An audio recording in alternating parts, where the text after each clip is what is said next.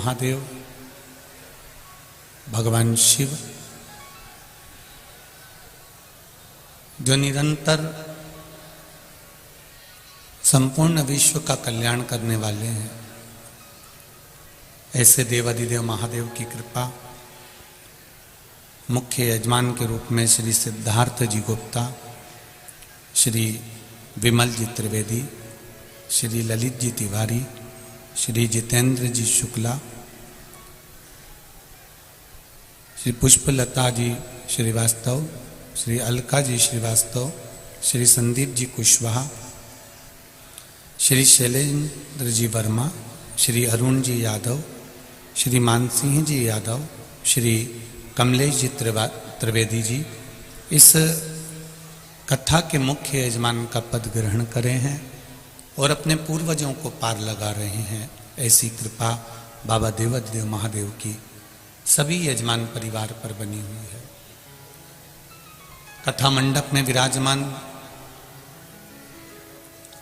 पंखी से आए हुए हनुमान मंदिर के महंत जी को नमन करते हुए, संत जी को नमन करते हुए, कथा मंडप में विराजमान सभी ब्राह्मण जन को, साधु जन को, गुरुजन को नमन करते हुए एवं आस्था चैनल के माध्यम से, फेसबुक यूट्यूब के माध्यम से संपूर्ण देश विदेश में बैठकर इस कथा का रसपान कर रहे सभी श्रोता भाई बहनों को नमन करते हुए आज भगवान शिव की तृतीय दिवस की कथा का रसपान करें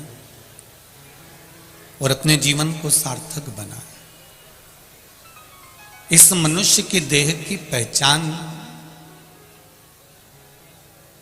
जब प्राण चले जाते हैं तब हम इसकी पहचान कर पाते हैं।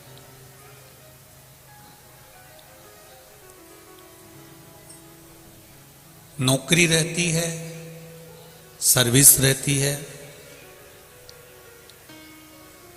तब हमारे सिग्नेचर की कीमत होती है।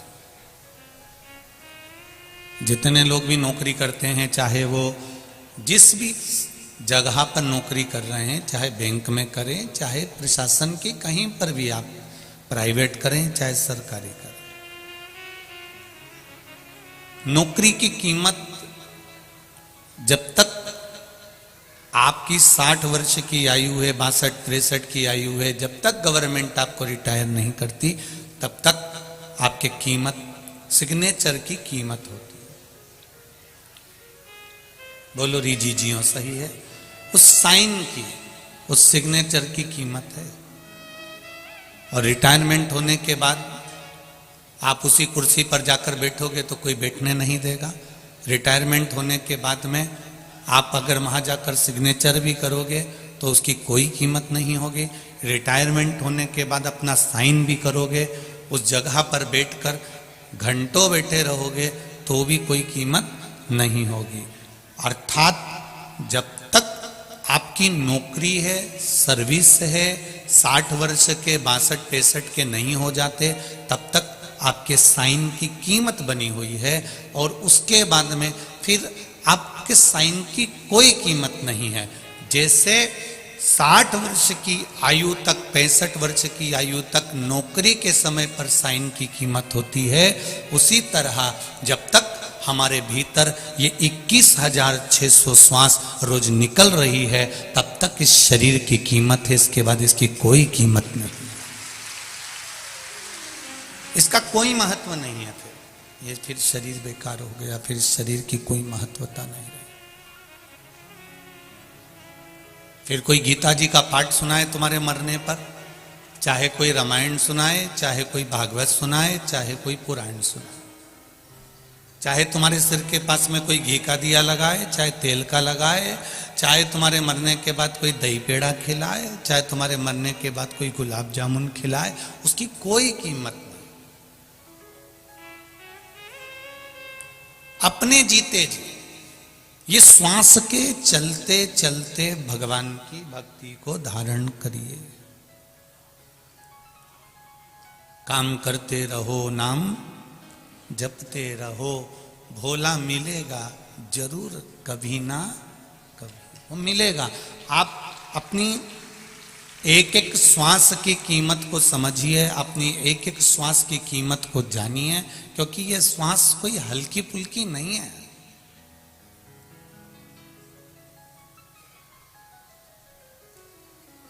चार बांस, चार कंधे और 40 कंडे तो कोई भी दे देगा। कितने बांस? जम के बोलो जरा। कई लोग पूछते हैं 4 बांस का क्या लफड़ा है, 2 बांस पे तो जाते हैं। हमने कहा बीच में भी तो लगाए जाते हैं काट के। 2 तो उसी के काम आते हैं जो काट के बीच बीच में बनाए जाती है अर्थी और ले जाया जाता है। 4 बांस, 4 कंधे और 40 कंडे। गाय के गोबर के जो कंडे होते हैं वो 40 से ज्यादा लगते ही नहीं है। इससे ज्यादा तुम जाके देख लेना, कोई ना अभी तक 150-200 लगाए हो तो बता दो।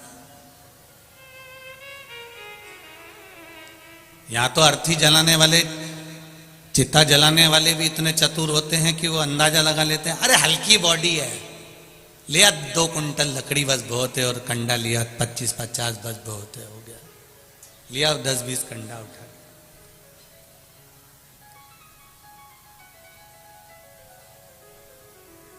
पूरी जिंदगी हमने इसी में निकाल दी कि मेरे परिवार वाले मुझे 4 कंधा देंगे, पूरे परिवार वाले मुझे 4 बांस देंगे, पूरे परिवार वाले मुझे 40 कंडे देंगे। ये समझौता करने में हमने अपनी जिंदगी निकाल दी। जोड़ जोड़ के जोड़ जोड़ के जोड़ जोड़ के बच्चों के लिए कर दिया और बहुओं के लिए कर दिया, परिवार के लिए कर दिया, पर अपने लिए कभी नहीं करा। वो तो आपको धन्यवाद है, आपने जिंदगी भर जो कमाया, दुकान पर, फैक्ट्री पर, ऑफिस में, नौकरी में, सर्विस में, वो अपने पत्नी और बच्चों के लिए कमाया। पर आज 3 घंटे की ये कथा में बैठकर जो कमा रहे हो, ये अपने लिए कमा रहे हो, किसी दूसरे के लिए कमाई नहीं कर रहे हो। और इसको भी अपनी सत्यता में जीने का प्रयास करो।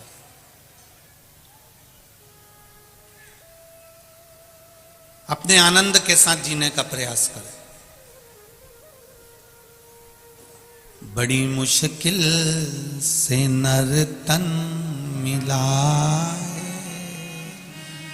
ये गंवाने के काबिल नहीं है। ध्यान हरि का हृदय से न भूलो, ये भुलाने के काबिल नहीं है।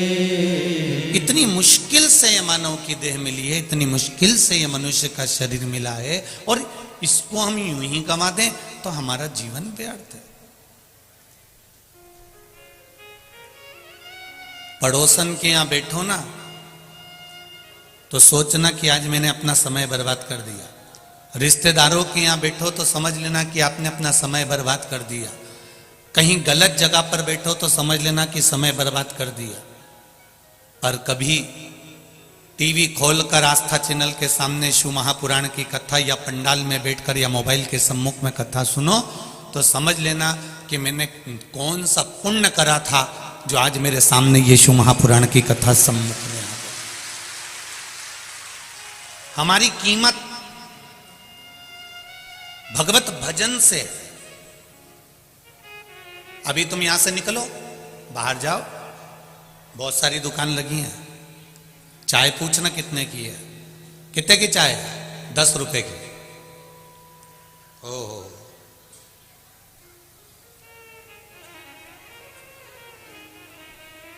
अब तुम जाते जाते बीच में कोई अच्छी होटल मिल जाए, वहां पर रुकना। चाय कितने की है? 25 रुपए की। फिर और जाते जाते कहीं 4 स्टार होटल मिल जाए, 4 सितारा होटल मिल जाए, तो वहां पर पूछना चाय कितने की है? 90 रुपए की।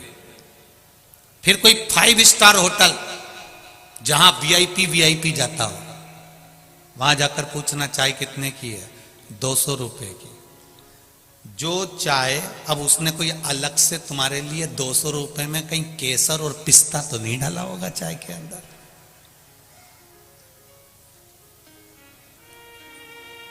चाय वही है, कप भी वही है, गिलास भी वही है, पीने वाला भी वही है। बस ठेले पर पूछा तो 10 रुपए की थी, होटल में गए तो 25 की हो गई, 4 स्टार होटल में गए तो 90 की हो गई, और 5 स्टार में गए तो जम के बोलो जरा 200 की हो गई। अर्थात चाय वही है, पर चाय की वैल्यू कहां बढ़ी? जब वो ऊंची जगह पर जाकर बैठी तब उसकी वैल्यू बढ़ गई। 10 रुपए की चाय 200 की हो गई। उसी तरह आप कहां बैठ रहे हो? पड़ोसी के यहां बैठ रहे हो कि पान की दुकान पर बैठ रहे हो कि चौराहे पर बैठ रहे हो, आपकी क्या कीमत है? पर जब आप शिव महापुराण की कथा में जाकर बैठते हो तब आपकी कीमत परमात्मा जानता है। आपकी कीमत परमात्मा जानता है।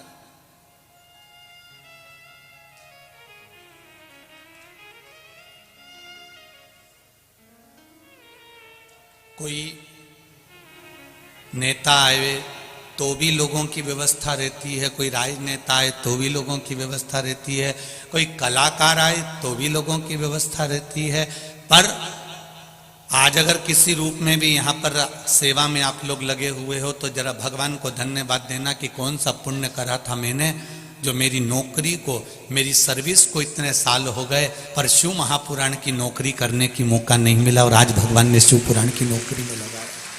नेता की बहुत करी, अभिनेता की बहुत करी, राजनेताओं की बहुत करी, पर आज तुम शंकर की कर रहे हो, या सियोर वाले महाराज की नहीं।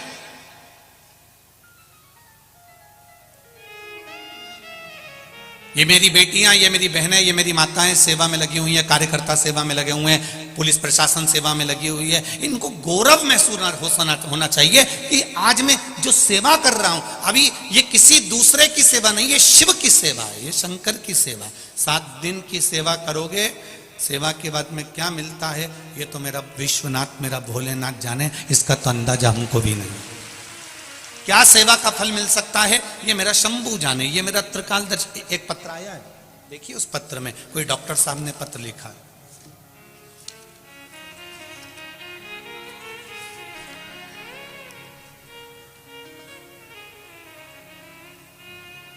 मैं प्रयागराज त्रिवेणी संगम से डॉक्टर सचिंद्र कुमार मिश्र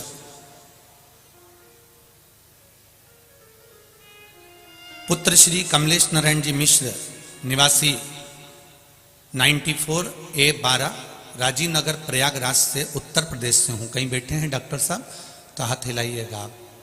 आप ही हैं? श्री शिवाय नमस्तुभ्यम। आप तो पास में बैठे हैं, माइक दे दूं आपको?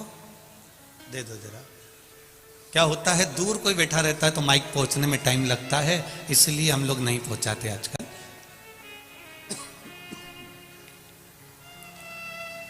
डॉक्टर साहब आपने लिखा है, मैं उत्तर प्रदेश का प्रयागराज का निवासी हूं। पहले तो मैं आपको नमन करता हूं कि आप प्रयागराज की भूमि से आए हैं, आपको प्रणाम करता हूं मैं। पिताजी भी हमारे आए हैं। पिताजी कहाँ खड़े रहिए? श्री शिवाय नमस्तुभ्यम बाबूजी। आप माताजी पिताजी। श्री शिवाय नमस्तुभ्यम। आप प्रयागराज की भूमि से आए हैं, त्रिवेणी संगम से आए हैं, गंगा यमुना सरस्वती का जहाँ संगम है, ऐसी पावन धरा को आपको नमन करता हूँ। हमने आपको जल भी भेजा था, गंगा जल भेजा था ट्रेन से बनारस, जब आप जा रहे थे। जी जी। तो मैंने ये भैया है ना, ये फोटोग्राफर, हाँ, इनसे लेटे हनुमान जी का प्रसाद और त्रिवेणी का जल भेजा था। जरूर जरूर, बाबा की कृपा। आपने लिखा है इसमें जी कि मैं पेशे से डॉक्टर हूँ, चिकित्सक हूँ, बाबा की कृपा है, खूब आनंद में है। गुरुदेव, मैंने सागर में जब केसरवानी जी कथा करवाए थे तब मैंने टीवी पर कथा सुनकर ये विश्वास रखकर मैं सागर गया था। आप कहते हो कि पंडाल में शिव महापुराण की कथा एक बार सुनकर क्या प्राप्त होता है, जरूर सुने। मैं सागर में केसरवानी परिवार ने जब कथा कराई तो सुनने के लिए गया, वहाँ मैंने कथा सुनी, केसरवानी परिवार से भी मिलना हुआ, सब बात कर फिर हम रात्रि विश्राम कर सब आनंद के साथ में सीहोर कुबेरेश्वर धाम चले गए। कुबेरेश्वर धाम जाकर हमने गौशाला का दर्शन करा, भोलेनाथ जी को प्रणाम करा। वहाँ कंकर शंकर है, रुद्राक्ष तो मिला नहीं। रुद्राक्ष मिल गया था। मिल गया था। वो राय साहब मिले थे सर जी, बिटोही के नहीं है वो सरपंच जी। जी जी। ये सब भोले बाबा की कृपा थी सर। हम भोजन करने गए थे बाहर ढाबे में, वही वो अचानक मिल गए। अच्छा, उन्होंने दे दिया आपको? उन्होंने दे दिया। फिर आपने लिखा है मैंने अपने बेटा और बेटी के लिए क्या मांगा था भोलेनाथ जी से? MBBS में एडमिशन के लिए। अच्छा, बिटिया ये आई है। हो गया दोनों का? नहीं, एक का हो गया है, दोनों इसका हो गया, बिटिया इसका हो गया। बेटी आपको बहुत बहुत बधाई, बाबा की कृपा है। और भाई को जिला जज, छोटे वाले भाई को जिला जज के लिए सीहोर में कह के आया था जी। और वहां से रुद्राक्ष और कंकड़ में शंकर आप कहते हैं, तो मैं वहां से कंकड़ ले आया था जी। और उसी को रोज रुद्राक्ष के जल से स्नान करके पूरे, ये मेरी बहन है छोटी, ये मेरी धर्म पत्नी बाबा है, की कृपा है, बड़ी बहन है। अब सब बाबा ने कर दिया, हाथ पकड़ लिया, बस शिव कृपा बनी रहे। आपका आशीर्वाद है। श्री शिवाय नमस्तुभ्यम। बैठिए बैठिए, हर हर। तो शिव कृपा, शंकर की उदारता, शिव की करुणा। जैसे आपने बेटी के लिए, बेटों के लिए, छोटे भाई के जज के लिए मांगा और बाबा ने हाथ पकड़ा और कृपा करी, ये शिव की कृपा बिना नहीं हो सकता। आप क्या प्राप्त कर रहे हो, आपको क्या मिल रहा है, ये हम नहीं जानते। वो तो आपके पत्र आते हैं तो हमको मालूम पड़ता है, नहीं तो हम तो इतना जानते हैं कि शंकर की कथा कहना है, शंकर की कथा सुनना है और शिव को बाँचना है, शिव को बचवाना है और शिव को ही श्रवण करना है। यहाँ कोई दूसरा है ही, उसकी कृपा जो है, उसकी करुणा जो है। तेरी कृपा बिना ना हिले एक भी अणु, लेते हैं श्वास तेरी कृपा से तनु तनु। बखान क्या करूं मैं राखों के ढेर का, चपटी भभूत में खजाना कुबेर का। हे गंगधार मुक्ति द्वार ओमकार तू, भोले ओमकार तू। आयो शरण तिहार शंभु तार तार तू। ये शिव कृपा है, ये शंकर की उदारता है। शिक्षक आपको शिक्षा देता है,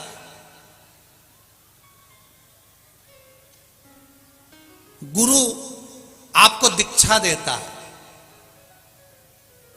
शिक्षक शिक्षा देगा, गुरु दीक्षा देगा, पर मेरा महादेव आपकी झोली में सब कुछ भर देगा, ये निश्चित है। वो खाली नहीं छोड़ता, वो देता है और क्या देता है वो वही जान सकता है। उसकी कृपा कैसी होती है, ये वो भले थोड़ा भगवान के यहाँ पर देर है, थोड़ा समय लग सकता है। फाइल जब मोटी होती है तो उसको दबाने में, छुपाने में थोड़ा समय तो लगता है। तुम तो एकदम कह दो नहीं साहब तुम तो मुझसे पैसा लो और तुम मेरा केस निपटाओ, ने मेरा काम निपटाओ, तो जिसके पास खड़े हो ना वो भी कह देगा थोड़ा समय तो लगेगा, अभी थोड़ा रुक जा। एकदम नहीं कर सकता, एकदम कर दिया तो लोग मुझे निगल जाएंगे, इसलिए थोड़ा फाइल को दबाने में, छुपाने में थोड़ा समय लगता है। उसी तरह परमात्मा के पास भोलेनाथ जी का हाथ तुमने पकड़ा है, शंकर जी की शरणागति लिए शिव के चरणों में तुम गए हो और तुम्हारा दुख बड़ा भारी है, तुम्हारा कष्ट बड़ा भारी है, पूर्व का किया गया पाप बड़ा भारी है। उस पाप को काटने में शंकर भगवान को भी तो माँ बैठे हैं शिव पंचायत में। जैसे हमारे यहाँ पंचायत लगती है तो वहां भी तो पंचायत लगती है, उनको भी तो जवाब देना पड़ता है कि भोलेनाथ जी तुम ये क्या कर रहे हो, ब्रह्मा जी तुम ये क्या कर रहे हो, भगवान विष्णु तुम क्या कर रहे हो। सबके सामने शंकर भगवान को भी जवाब देना पड़ता है कि इसका दुख तुमने कैसे काट दिया। इसकी किस्मत में तो दुख लिखा हुआ था, इसकी किस्मत में तो रोना लिखा हुआ था, इसकी किस्मत में तो ठोकर लिखी हुई थी, फिर आपने इसको कैसे तार दिया। तब शंकर भगवान कहेंगे कि भैया देख फाइल उठा ले, इसने मेरे पशुपति व्रत करे थे, 5 सोमवार आई थी, बीच में मैंने सोचा था व्रत छोड़ देगी, इसलिए इसके घर के आसपास में मैंने किसी को निपटा भी दिया था। निपटाया तो ये 1 महीना व्रत नहीं कर पाई, फिर चालू कर दिए इसने, पीछा नहीं छोड़ी मेरे, इसलिए मुझे फाइल को दबाना पड़ा और इसको पार लगाना पड़ा। ये शिव है या वो घड़ी है।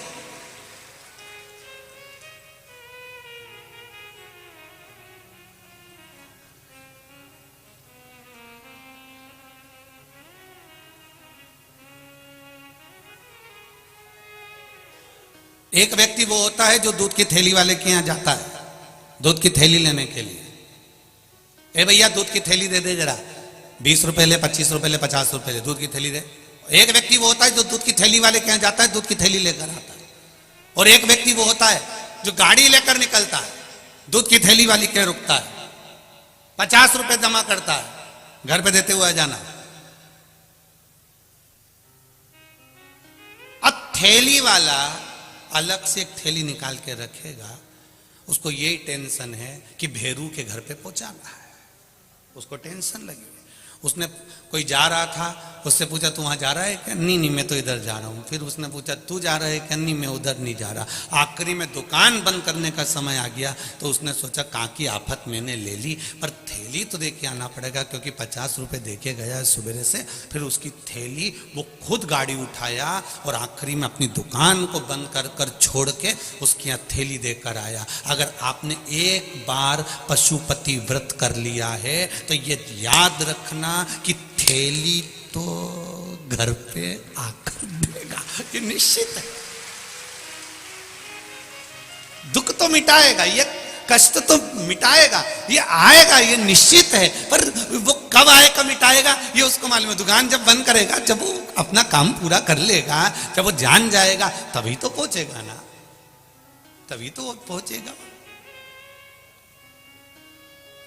मैंने तेरे ही भरोसे ओ बाबा, तेरे ही भरोसे हवा बिच उड़ती जावांगी, बाबा डोर हथों छड़ी ना मैं कटी जावांगी।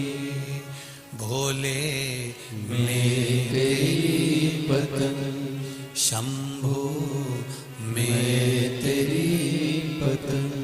ये उसकी कृपा जब होगी वो आएगा, निश्चित है वो पहुंचेगा। भरोसा नहीं टूटने देगा मेरा महाराज।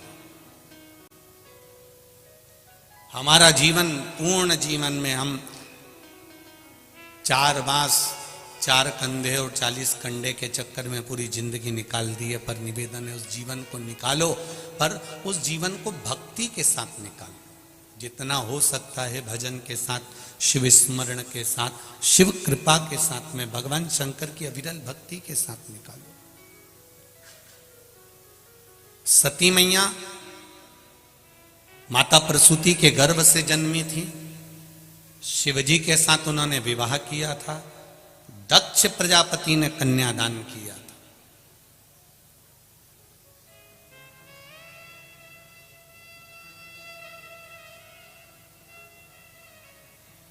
अब दक्ष प्रजापति ने कन्यादान करा, इसके बाद भी अपने जमाई से इतना बैर क्यों है?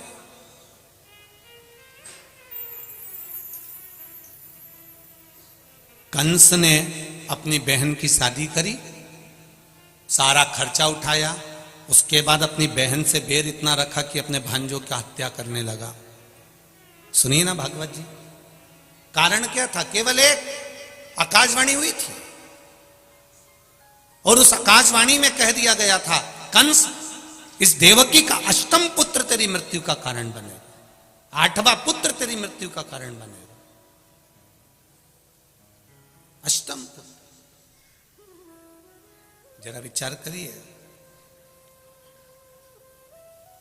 कंस का इतना प्रेम था अपनी बहन के साथ में, इतना स्नेह था, उसके बाद में भी उसको अपनी बहन से बैर कर लिया। और दक्ष प्रजापति का सती के प्रति कितना प्रेम था कि मां जगतजननी की आराधना कर रहा है दक्ष प्रजापति, मां दुर्गा की आराधना कर रहा है दक्ष प्रजापति, और देवी जी प्रसन्न होकर बोलती है मांग दक्ष तुझे क्या चाहिए? दक्ष कहता है मेरे घर में एक बेटी हो जाए। तो मां जगतजननी कहती है तेरे घर में पहले से 60 लड़कियां जन्म ले चुकी हैं, तेरे घर में 60 कन्याओं ने पहले से जन्म ले चुकी हैं, 60 कन्याओं का जन्म हो चुका है, और 60 बेटियां जन्म लेने के बाद फिर लड़की मांग रहा, फिर बेटी मांग रहा। अरे जरा विवेक रखो दक्ष प्रजापति, इतनी लड़कियां होने के बाद तो लोग लड़का मांगते हैं और तू लड़की मांग रहा है। दक्ष प्रजापति कहते हैं मां, बेटा एक कुल को ताड़ता है और बेटी 2 कुल को ताड़ देती है। दो कुल को बेटियां तारती। पर मेरा बेटियों से एक निवेदन हर पल, हर घड़ी, हर क्षण रहा है।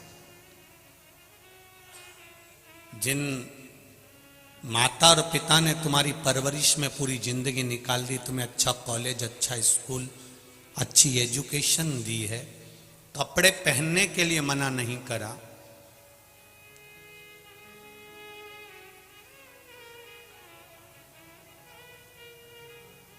कैसे तुम वस्त्र पहन रहे हो उसके लिए उसने मना नहीं करा।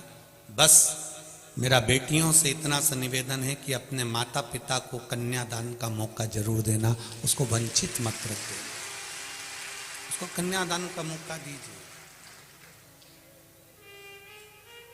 और एक बात अभी तक कथा में नहीं कही जो आज कहने जा रहे हैं, आपको अच्छी लगे तो उत्तर प्रदेश की माँ गंगा के घाट पर जो कथा हो रही है, यह कल्याणपुर कानपुर की, आपको अच्छा लगे तो अपने जीवन में उतारिएगा। नवयुवक बेटे और बेटियों से निवेदन है, ड्रेस और एड्रेस ये दोनों अगर सही हैं तो आप उन्नति की सीढ़ी पर चढ़ जाओगे। जम के बोलो, क्या क्या? ड्रेस और एड्रेस अगर सही है तो आप उन्नति की सीढ़ी पर चढ़ सकते हो, आपको कोई नीचे उतार ही नहीं सकता।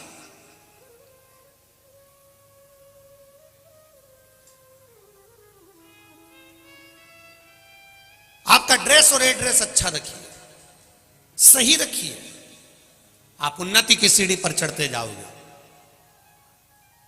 आप अगर देखो कोई व्यक्ति अगर एक भजिए की दुकान खोल ले और उसकी ड्रेस इतनी गंदी हो, इतनी गंदी हो, उसके पास में मक्खी मक्खी भी न कर रही हो, तो तुम में से एक भी उसके पास में भजिया खाने नहीं जाएगा।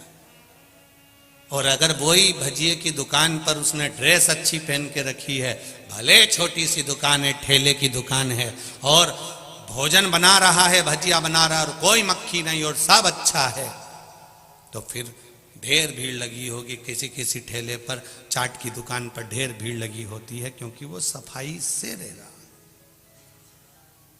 एड्रेस सही हो, ड्रेस सही, आप बढ़ जाओगे। कहां बैठ रहे हो, एड्रेस से मतलब ये होता है कि तुम्हारी बैठक कहां पर है, किसके पास में बैठ रहे हो, कौन के पास बैठ रहे हो, कौन तुमको आड़ी टेढ़ी सलाह दे रहा है, कौन तुमको श्रेष्ठ सलाह दे रहा है, कौन तुमको समझा रहा है। अगर आपका ड्रेस और एड्रेस ठीक है तो आपका हाथ भोलेनाथ पकड़े हुए हैं, आप आगे बढ़ते चले जाओगे। आज कलाकारों ने मुंबई में बैठकर फिल्मों का निर्माण करने वालों ने जिन फिल्मों को बनाया है उसमें सबसे ज्यादा अगर कुछ गलत दिया है तो ये ड्रेस और एड्रेस दोनों बिगाड़ दिया है, जिसके कारण पूरा विश्व, पूरा राष्ट्र आज कर्त की ओर जा रहा है।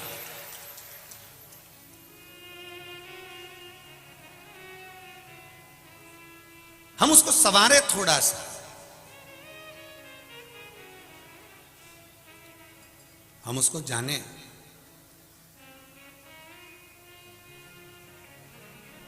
शिव कथा कह रही है, सती मैया के लिए माता पार्वती जी के स्वरूपों में मां जगतजननी दुर्गा भवानी स्वयं दक्ष प्रजापति से करी, ये दक्ष तुम्हारे घर में 60 लड़कियां जन्म ले चुकी हैं और तुम फिर लड़की मांग रहे हो।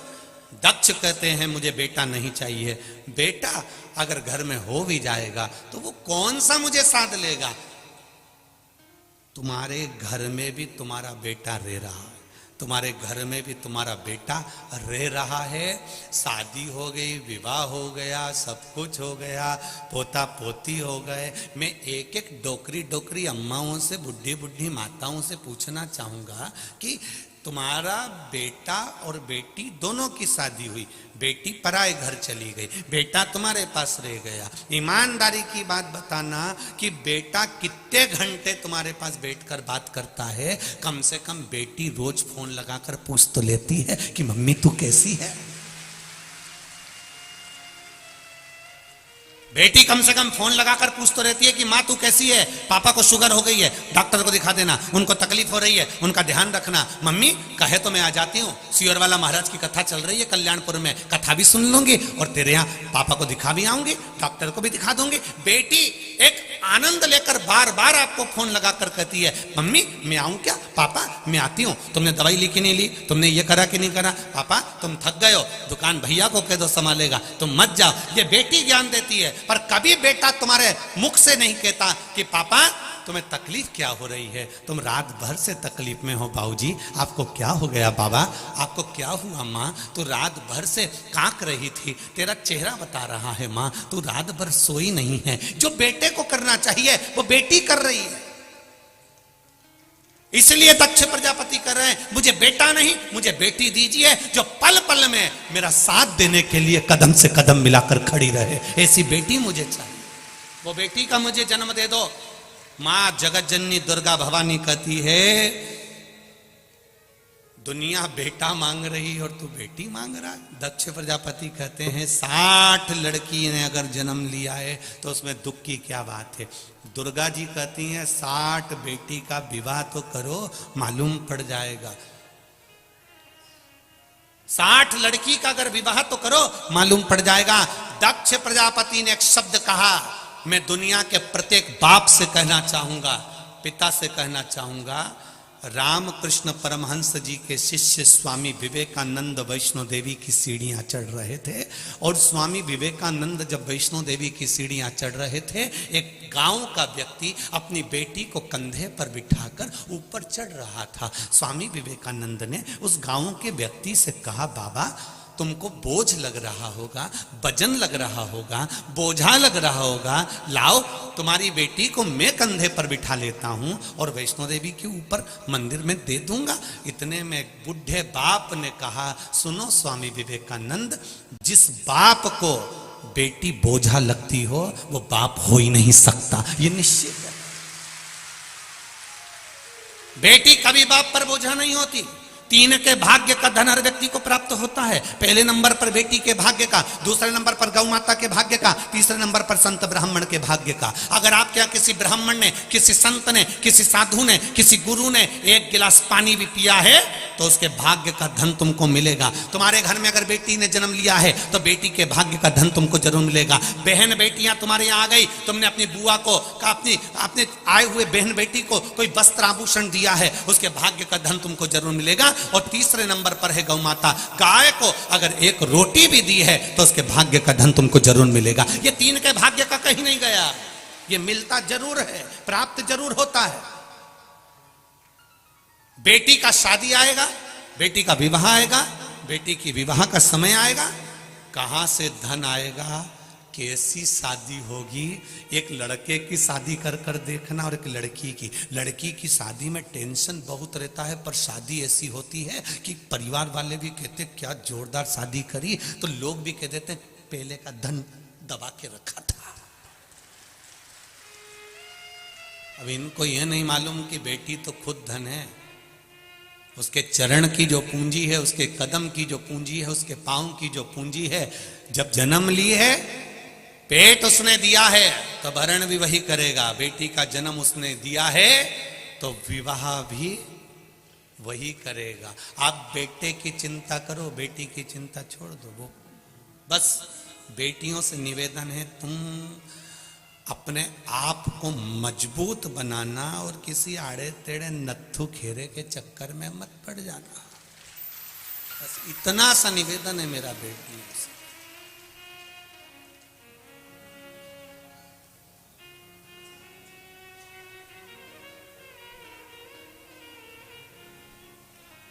जाए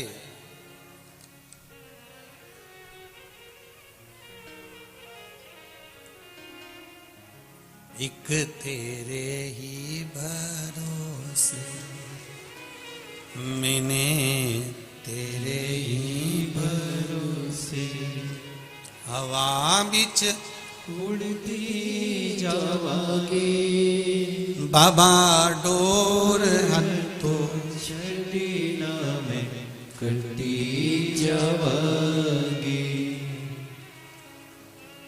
भोले शंभो में तेरी पतंग हवा बिच उड़ती जावांगी, बाबा डोर हथों छड़ी नामे कटी जावांगी। भोले मैं तेरी पतंग। शिव कथा कह रही है, शिव कथा वर्णन कर रही है कि सती मैया के लिए देवी जी ने बार बार मना करा पर दक्ष प्रजापति नहीं माने। एक नारी का जो जीवन होता है बड़ा विचित्र होता है। एक स्त्री का जो जीवन होता है बड़ा विचित्र होता है। बहुत कुछ अपने मायके के लिए भी करती है, बहुत कुछ अपने ससुराल के लिए भी करती है। उसके बाद भी शब्दों के बाण उसको सहना पड़ते हैं और दुनिया के ताने उसको सुनना पड़ते हैं। ये जीवन है नारी, जीवन नारी का बड़ा विचित्र। एक बेटी ने एक पत्र लिखा है,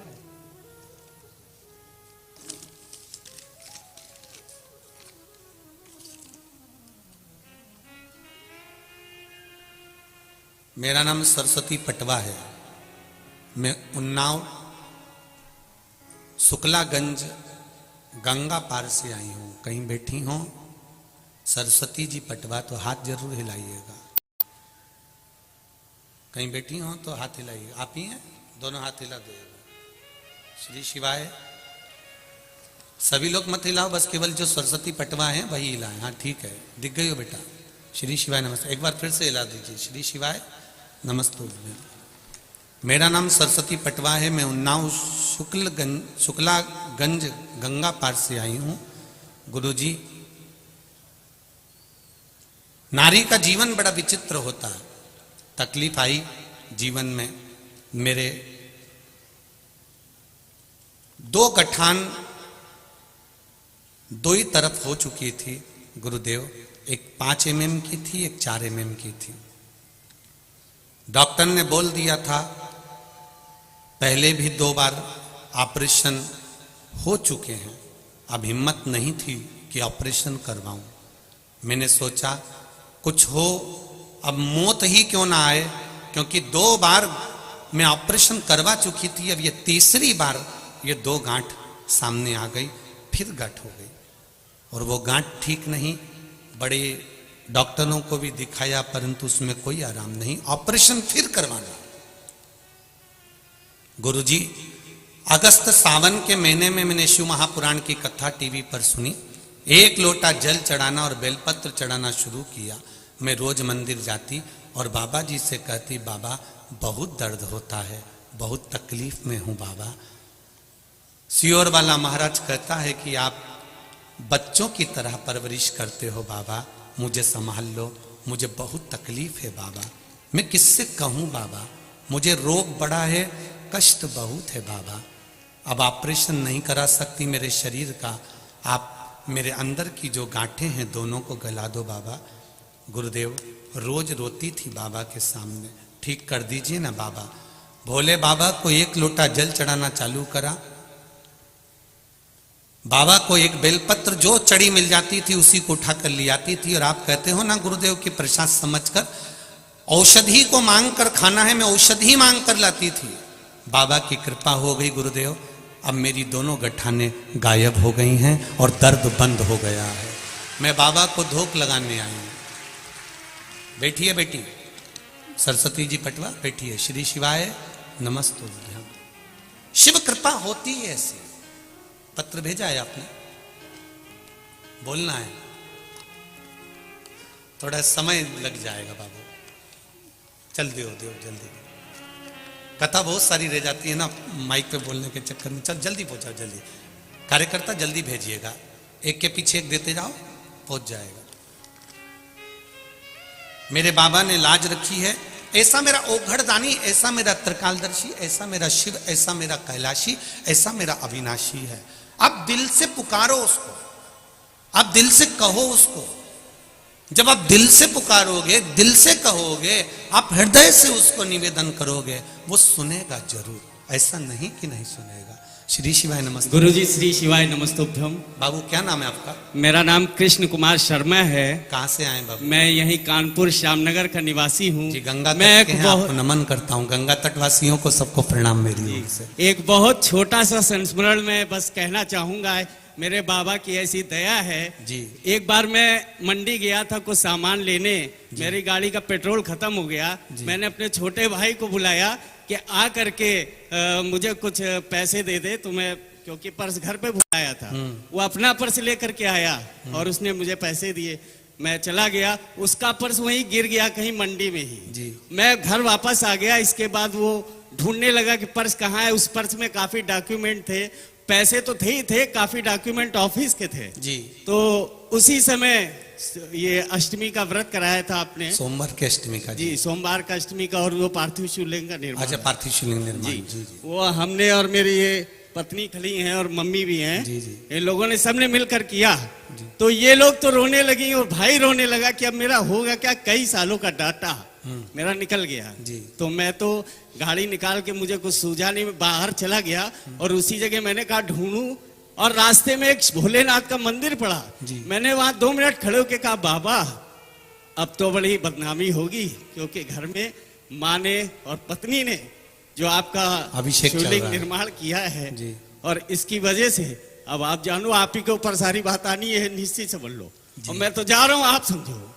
इतना कहना था। 2 मिनट बाद मेरी पत्नी का फोन आया जी। और पत्नी कहती मुझसे आ जाओ, एक अंकल और एक छोटा बेटा आकर के पर्स दे गए। जय हो। ये भोले की दया है, ये बाबा की कृपा। बोले श्री शिवाय नमस्ते बेटी है। हर हर महादेव। शर्मा जी बहुत बहुत प्रणाम आपको। ये शिव कृपा है, वो कब अनायासी कृपा कर जाता है पता ही नहीं पड़ता।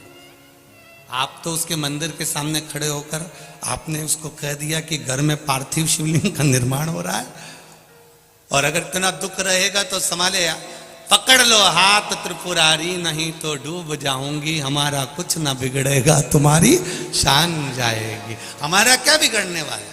सीहोर वाला महाराज तो कथा वाचेगा चले जाएगा, पर नाम तो शंकर का है, शिव ओघड़ी का है। वो इतना छाती ठोक कर कहता है कि उसकी कथा सुनने पर वो देता जरूर है, छोड़ता नहीं है।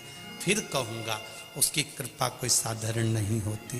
तेरी कृपा बिना न हिले एक भी अणु, लेते हैं श्वास तेरी कृपा से तनु तनु। महाराज कृपा उसकी है।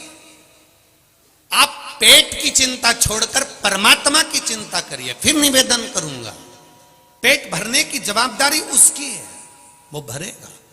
जब माता दुर्गा भवानी ने बार बार समझाया, मां अम्बे बार बार बोली कि बेटी क्यों, बेटी का जन्म क्यों हो गया, बेटा मांग लो, बेटा मांग लो। नहीं नहीं मां, मुझे बेटी चाहिए, मुझे बेटी चाहिए। ठीक है, मां ने कह दिया तेरे घर में अलग से कौन बेटी देगा। 60 लड़कियां जब तेरे घर में हो चुकी है, अब बेटी नहीं दे सकता परमात्मा।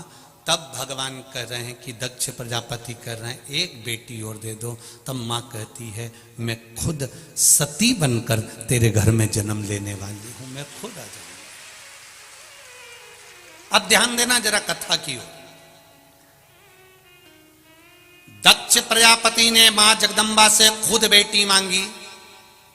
बेटी का विवाह भी दक्ष प्रजापति ने धूमधाम से शिव जी के साथ में करा।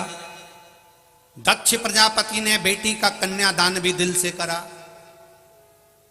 खूब आनंद के साथ बेटी का विवाह करा।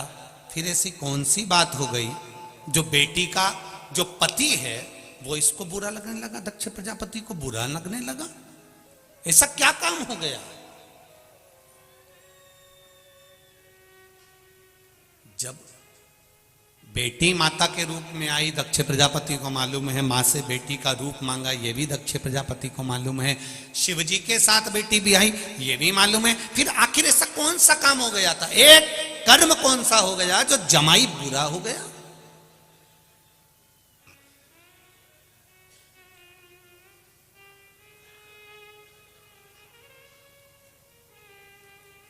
बहुत ध्यान दीजिएगा थोड़ा सा।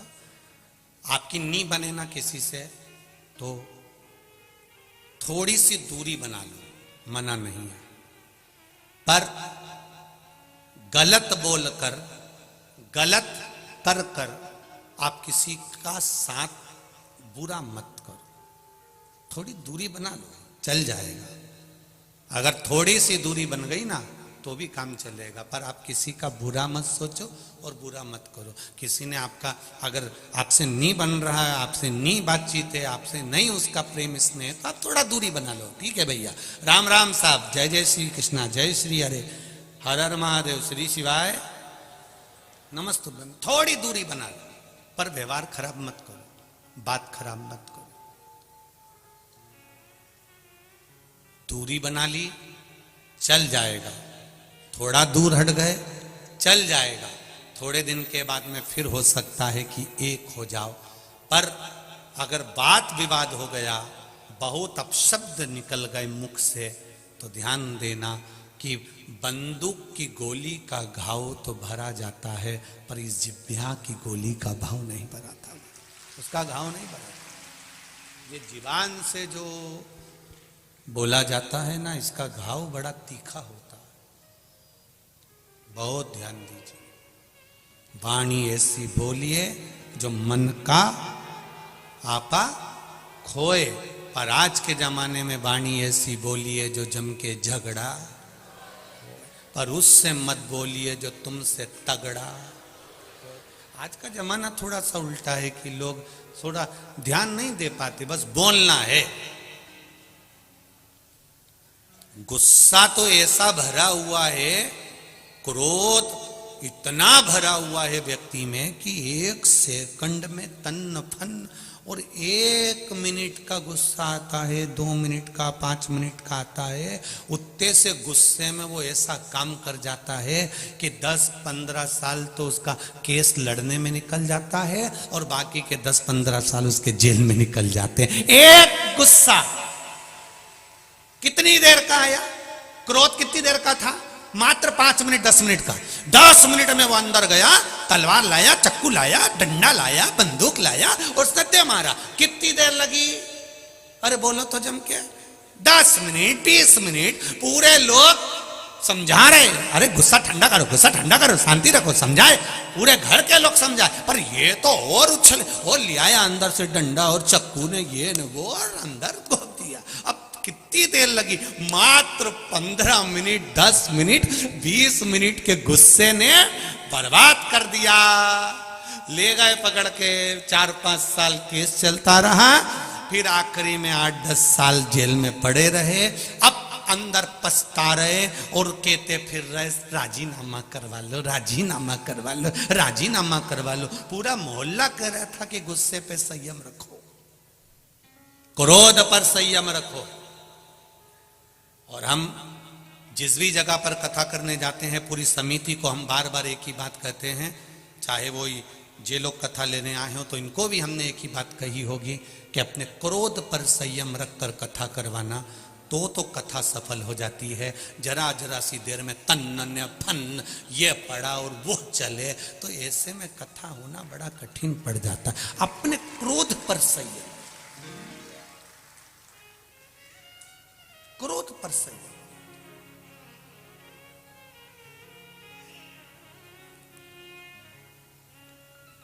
बहुत संयम रखना पड़ता है क्रोध।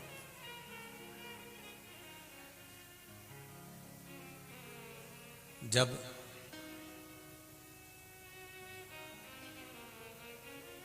एक संयमित जीवन जियोगे, जब आए क्रोध तो थोड़ी देर के लिए सोचना, अभी रुक जाऊं, देर से तो मैं बाद में निपटूंगा, बस इतना बोल लो और चले जाओ। बस गुस्से में आकर कहकर कि तेरे से बाद में निपटूंगा, कल देख तू मेरे पास।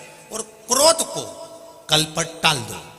क्रोध मेरा सासुओं से भी निवेदन है, बहुओं से भी निवेदन है, तुम्हारे को भी अगर गुस्सा आए तो तुम कह दो बहू से भी, तू रुक तो सही, शाम को आन दे मेरे छोरा को, बस शाम तक टाल दो, मत बोलो कुछ भी। शाम तक तो पोता पोती जब गोदी में आएंगे, खेलेंगे कूदेंगे, सब बात खत्म हो जाएगी, अपने आप गुस्सा चले जाएगा।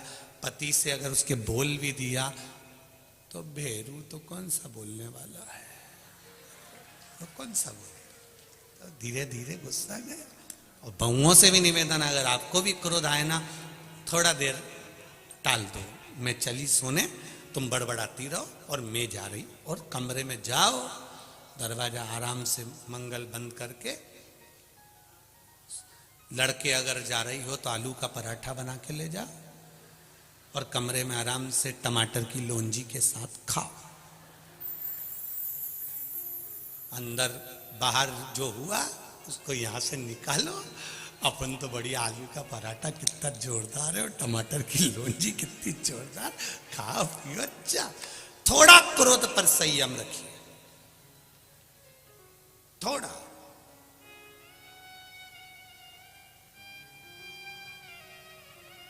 पर महाराज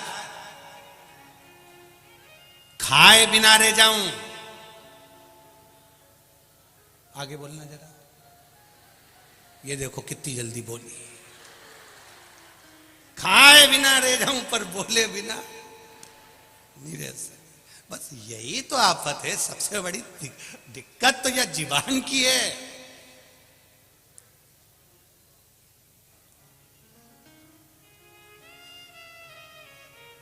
एक दिन ये जीवान ने अपने दांतों से कहा 32 भाइयों से, ए दांतों से कहा 32 भाई, तुम मेरे भाई हो, मैं तुम्हारी बहन हूं, कोमल कोमल सी साधारण सी, तुम मुझे काट मत देना। 32 दांतों ने कहा बहन हम तेरी सौगंध खाते, हम कभी तुझे नहीं काटेंगे, पर तू कृपा करना, किसी से आड़ी टेढ़ी मत बोल देना, नहीं तो 32 भाई 1 मिनट में निपट जाएगा। 1 मिनट नहीं लगेगी और 32 की 32 गायब। तू कृपा करना। बस ये जिभ्या है जो पुजवा देगी और ये जिभ्या है जो दुचवा। ये जीवान बड़ी विचित्र, बड़ी विचित्र।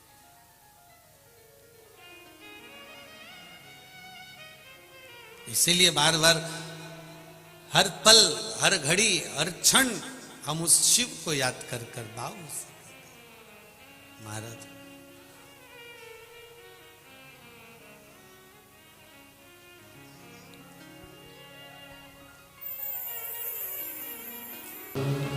भगवान शिव की कथा कर रही।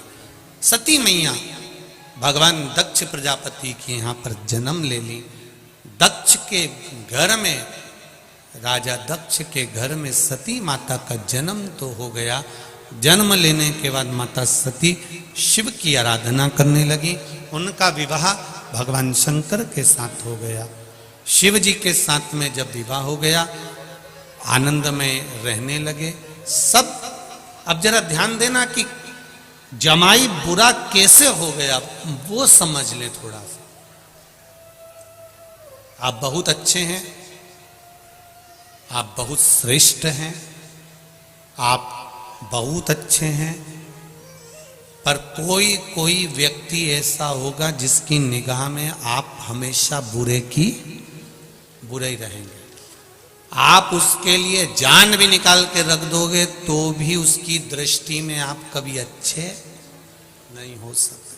आप अपनी पूरी जिंदगी उसके चरणों में निकाल दोगे तो भी आप अच्छे नहीं हो सकते। एक बार जिसकी दृष्टि में आप बुरे हो गए तो भले तुम पूरा मुंह का निवाला भी दे दोगे तो भी अच्छे नहीं हो सकते। तो भी वो आपका खोट देखेगा ही, बुराई देखेगा ही, ये निश्चित है। और यदि वो आप में खोट देख रहा है, आप में बुराई देख रहा है और आप उसके लिए अच्छा ही अच्छा कर रहे हैं, करो, मना नहीं है। पर तुम सोचो कि वो तुम्हारी बुराई करना बंद कर दे, वो तुम में बुरा देखना बंद कर दे, वो तुम में गलतियां देखना बंद कर दे, तो ये नहीं हो सकता। क्योंकि परमात्मा ने उसको तुम्हारे लिए पैदा ही इसलिए करा है कि तुम्हारी वो गलतियां छांटता है।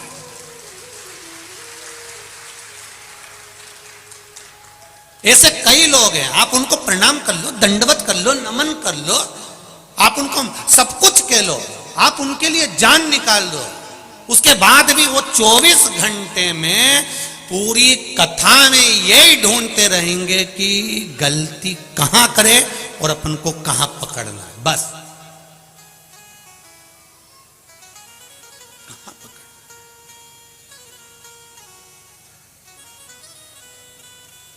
जिस बहू की निगाह में सास बुरी हो गई, जिस सास की निगाह में जो बहू बुरी हो गई, वो बहू बेचारी 24 घंटा भी काम कर लेगी ना तो भी वो बुरी की बुरी ही रहेगी।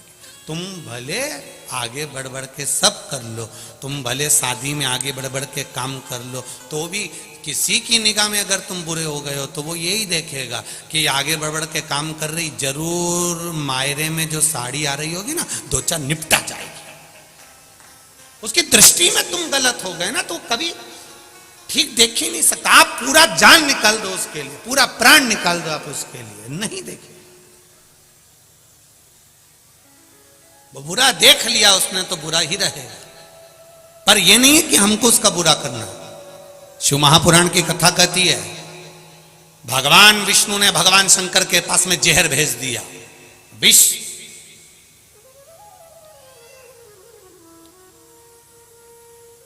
पार्वती जी को बुरा लग गया, वो अमृत पी रहा है और आपके पास जहर भेजा है। देवता 33 कोटि देवी देवता अमृत पिएंगे और आपको जहर। भगवान बोले तो क्या हो गया, जहर भेजा है पी लेते हैं। आपको मालूम है विष है, विष, मर जाओगे।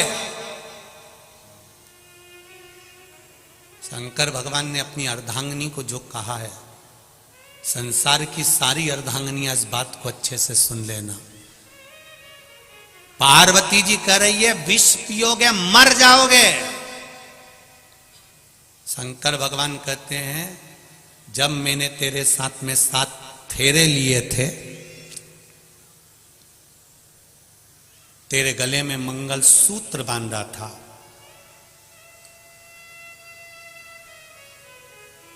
वो मंगल सूत्र नहीं था पार्वती, मेरी जिंदगी की सारी तकलीफ, सारा दुख, सारा कष्ट मैंने तुझे दिया था।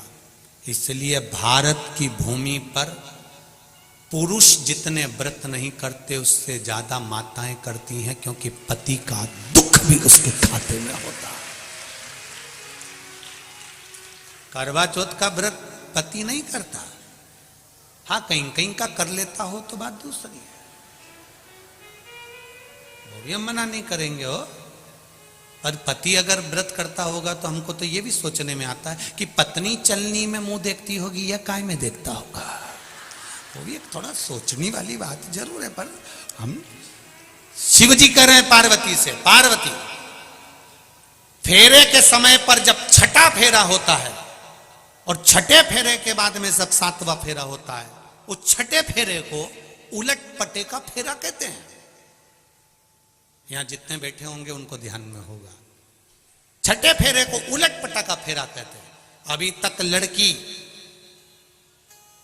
लड़के के दाईं ओर बैठी थी, अब इस फेरे के बाद में जब वो श्रृंगार कर कर आएगी और 7वां जब फेरा होगा तो पाटा बदल जाएगा, लड़की लड़के के बाईं ओर जाकर विराजमान हो जाएगी। इसको उलट पटा फेरा कहते हैं। इस फेरे की महत्वता किसी पंडित से, किसी ब्राह्मण जन से पूछोगे तो वो बता देगा आपको कि ये फेरे की महत्वता क्यों होती है। अर्थात इस फेरे में, इस फेरे के अंतर्गत लड़के के जिंदगी का सारा दुख, तकलीफ, कष्ट सब कुछ धर्मपत्नी अपने माथे ले लेती है।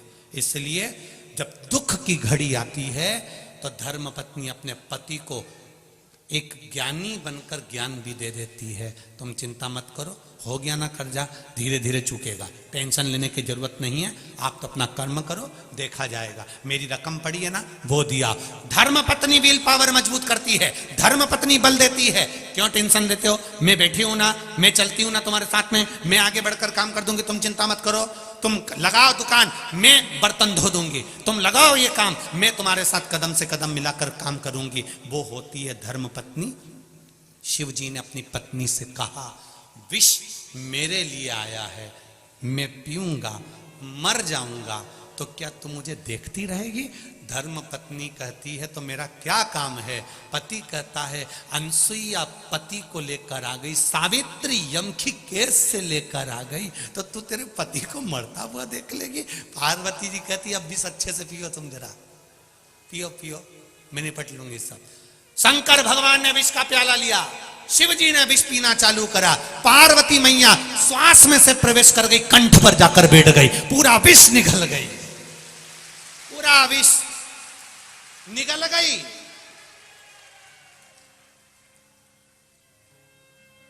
लोग पूछते हैं शंकर जी का स्वरूप नीला है, पार्वती काली कैसे हो गई? शिव जी कहते हैं विष तो उसी ने पिया था, विष तो उसी ने पिया था, कंठ में बैठी है, कंठ में।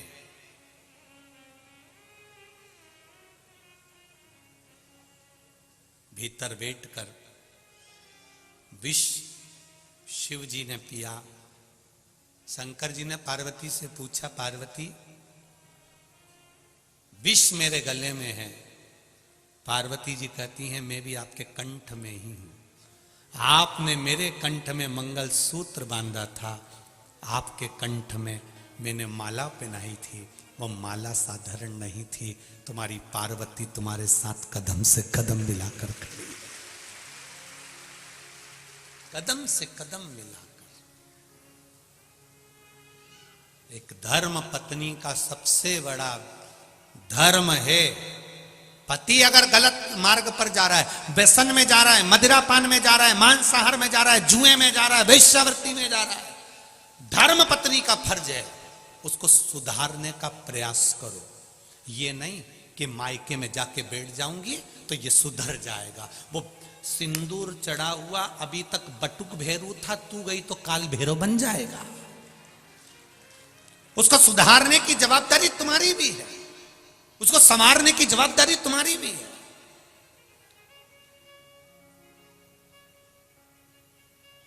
कई कई माताएं भी कह देती हैं अपने अपने बेटे के लिए, सुधर जाएगा री, तू ज्यादा ज्ञान मत दे। कल की आई और मेरे छोरे को ज्ञान दे रही है। मेरी माताओं से निवेदन है, तुम इतने साल में नहीं सुधार पाई तो अब का सुधार लोगी? अब उसके भरोसे पे छोड़ दो, वो थोड़ा सा क्रोध दिखाएगी, वो थोड़ा सा बोलेगी, तब जाकर तो उसका पांव रुकेगा। अगर आज तुम उसका साथ दोगी, होता है बाप अपने बेटे को संवारने की चेष्टा करता है, पर माँ जैसे ही बेटा गलत काम करके आता है तो माँ रजाई उड़ा के सुला देती, सो जा तेरा बाप देख लेगा, चुपचाप सो जा। माँ ने अपने बेटे पर रजाई नहीं डाली है, अपने ऊपर माँ ने खुद राख डाल ली है कि जिंदगी बर्बाद कर दी छोरे की। जिस दिन गलत काम कर कर, एक हमने बचपन में पढ़ी थी एक कथा, शायद तुमने भी पढ़ी होगी, कानपुर की जीजियों और जीजाओं, तुमने भी पढ़ा होगा, हमने भी अपने बचपन में पढ़ा था। एक बच्चा पेंसिल चुरा लाया, पेंसिल चुरा के मम्मी को बोला माँ मैं पेंसिल लाया हूँ, माँ ने कुछ नहीं कहा। बच्चा पेन लाया, माँ ने कुछ नहीं कहा। बच्चा बॉक्स लाया, माँ ने कुछ नहीं कहा। बच्चा बैग चुरा लाया, माँ ने कुछ नहीं कहा। वो बच्चा नामी चोर हो गया, चोर हो गया, पकड़ाया, ले जाकर खड़ा करा, जेल में डाल दिया, जेल में डाल दिया। तब उस बच्चे से पूछा गया तेरी अंतिम इच्छा क्या है, क्योंकि तुझे सूली पर चढ़ाया जा रहा है। वो बच्चा कहता है मेरी माँ को बुला दो, मैं उनके कानों में कुछ कहना चाहता हूँ। मेरी माँ को बुला दो, मेरी माँ के कानों में कुछ कहना चाहता हूँ। माँ को बुलाया, बच्चे ने अपने दांतों से माँ का कान पकड़ लिया, खून बहने लगा। पुलिस वालों ने छुड़ाया, छोड़ ये तेरी माँ है। वो कहता है आज सूली पर चढ़ाने वाली भी ये मेरी माँ है। अगर पहली बार पेंसिल चुराई थी, थप्पड़ मारती तो आज मैं चोर नहीं बनता। हम अपने बच्चों को अगर संवारेंगे तो बच्चा संवरेगा। हम अपने बच्चों को नेक मार्ग दिखाएंगे तो नेक मार्ग पर चलेगा। हम अपने बच्चे को सुधारने का प्रयास करेंगे, बच्चा सुधरेगा। आप अगर बच्चे पर रजाई डाल रहे हो तो बच्चा भी सोचेगा कि मेरी माँ मेरा पक्ष ले रही है तो वो गलत करेगा, ये निश्चित है। थोड़ा सा सवारी हमने पढ़ा है बचपन में, शायद आपने भी पढ़ा होगा, ऐसा नहीं है कि नहीं पढ़ा होगा, पढ़ा सबने होगा।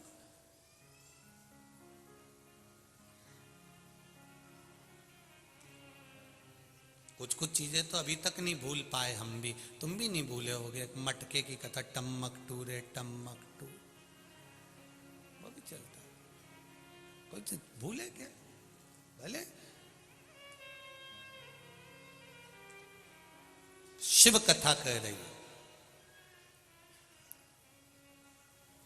सती मैया ने शिवजी से विवाह करा।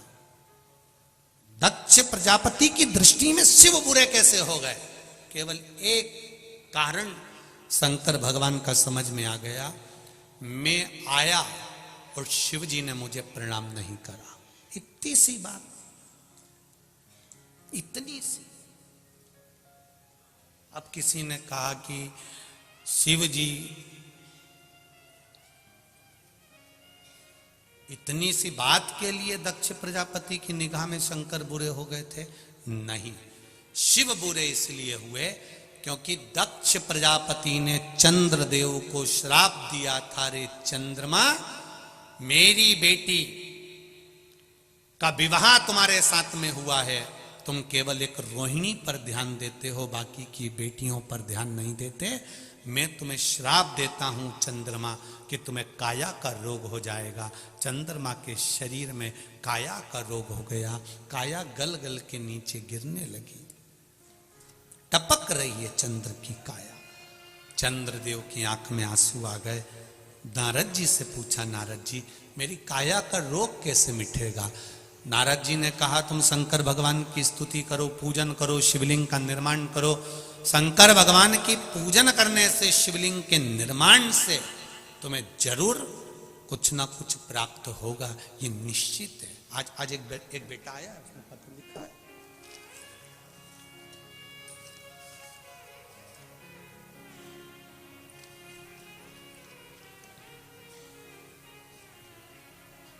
शुभम बिश्नोई, रायसेन मध्य प्रदेश से आए हैं। शुभम बिश्नोई कहीं हैं? आप ही हैं?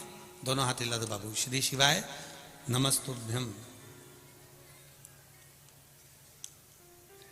बोलना चाहोगे क्या?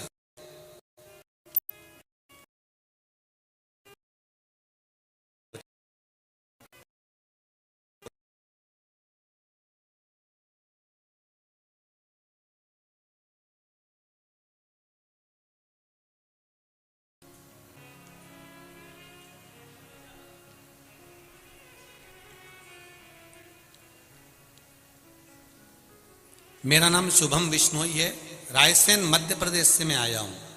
भोलेनाथ की कृपा का क्या बखान करूं गुरुदेव। पहले मैं मंदिर नहीं जाता था, मेरा विश्वास नहीं था भगवान पर। हम बच्चों के मन में आपने विश्वास पैदा करा है। नवयुवक लड़के लड़कियां आज अगर मंदिर जा रहे हैं, शिवजी की और आपके भाव से जा रहे हैं। पहले तो आंख में से आंसू पोंछ लो, उसके बाद बोलो, ठीक है? आंसू पोंछ के फिर बोलिए। शुभम जी, पहले तो आपको बहुत बहुत बधाई कि आप रेलवे में इंजीनियर बन गए हैं, उसकी आपको शुभकामनाएं। कहाँ से आए शुभम जी? उदयपुरा से गुरुजी, उदयपुरा रायसेन मध्य प्रदेश में। रायसेन मध्य प्रदेश से आए। बाबा ने क्या कृपा करी बाबू? गुरुजी मेरा 2020 में सिलेक्शन हुआ था रेलवे में जी। मेडिकल डीबी सब हो गया था, पर काफी टाइम से लेटर माइक पास में लो, माइक। ज्वाइनिंग का लेटर नहीं आया था मेरा जी। तो बस काफ़ी टेंशन में था, काफ़ी टाइम तक सोचता रहता था बहुत कुछ। फिर कथा वगैरह सुनी आपकी मैंने, और रायसेन में भी कथा सुनी मैंने आपकी जी। तो वहाँ से आपने जो बोला ना, एक लोटा जल हर मुसीबत का हल, समस्या का हल। बस बस बस उसी दिन के उसी सेकंड डे से मैंने स्टार्ट कर दिया सुबह जल चढ़ाना, और 6 महीने के अंदर अंदर मेरा लेटर आ गया गुरुजी। जय हो, बधाई आपको बाबू, बहुत बहुत बधाई। आपके नैनों में जो खुशी की आंसू हैं उसके लिए बाबा देवाधिदेव महादेव की कृपा।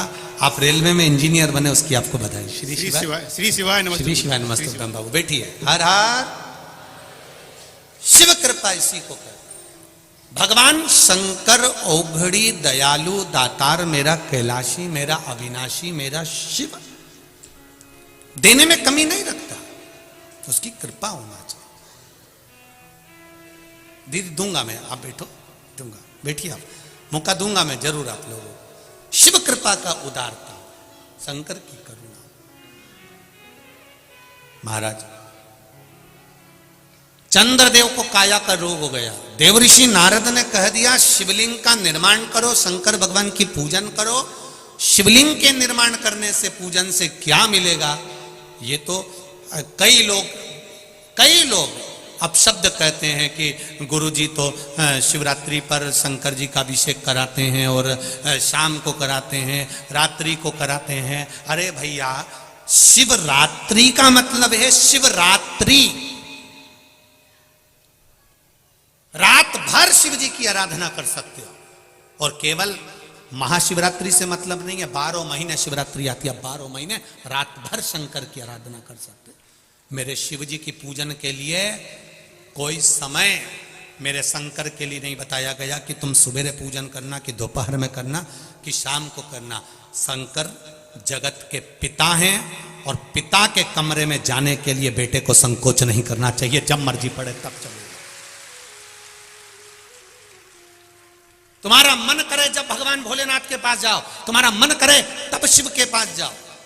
जैसे रायसेन से आए हुए बेटे ने लिखा कि हम जैसे नवयुवक बच्चों में भगवान के प्रति विश्वास जागृत हुआ है शिव महापुराण के माध्यम से। और मेरे नवयुवक बेटा बेटियों से निवेदन है, संकोच मत करना। जैसे बेटे ने कथा सुनी, कथा सुनने के बाद दूसरे दिन से नियम बना लिया कि मेरा सब कुछ हो गया पर ज्वाइनिंग लेटर ही नहीं आ रहा, तो उसने भी तो हिम्मत कर कर शंकर के मंदिर में जाना चालू करा। लोगों ने ताने भी दिए होंगे, पढ़ा लिखा लड़का है, बताओ महाराज के कहने पे चल दिया। वो सियोर वाला महाराज ने तो लोगों को पागल करके रख रखा है, सबको मंदिर भेज देता है।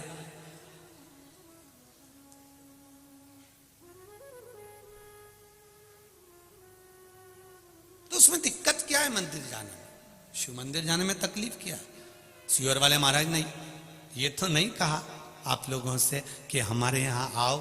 सियोर वाला महाराज तो एक बात जरूर कहता है, कहीं मत जाओ पर शिव के द्वार जरूर जाओ, शंकर के द्वार जाइए, शिव की उदारता जरूर पाइए।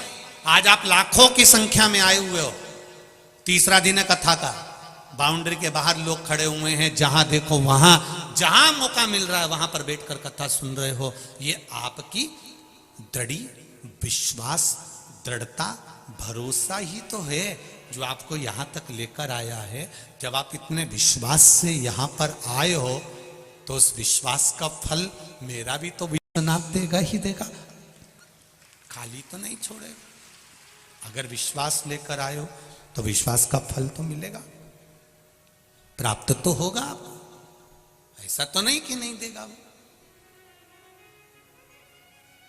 कृपा की न होती जो आदत तुम्हारी, तो सूनी रहती अदालत तुम्हारी। जो गरीबों के दिल में जगह तुम न पाते, तो किस दिल में होती इबादत तुम्हारी। आज अगर शिव की कृपा हुई है तो आपका विश्वास भी तो जागा है, भरोसा भी तो जागा है। दृढ़ता रखकर सुनिए। चंद्रदेव को काया का रोग हो गया, शिवलिंग का निर्माण करा, देवऋषि नारद के कहने पर करा। कम से कम शंकर भगवान की भक्ति तो करी, स्मरण तो करा, नाम जाप तो करा। और जब मंत्र जाप में डूब गए, जब मंत्र स्मरण में डूब गए, मंत्र जाप में डूब गए, नाम जाप में डूब गए, तब भक्ति का बल तो बढ़ा। भक्ति का बल तो बढ़ा है ना महाराज।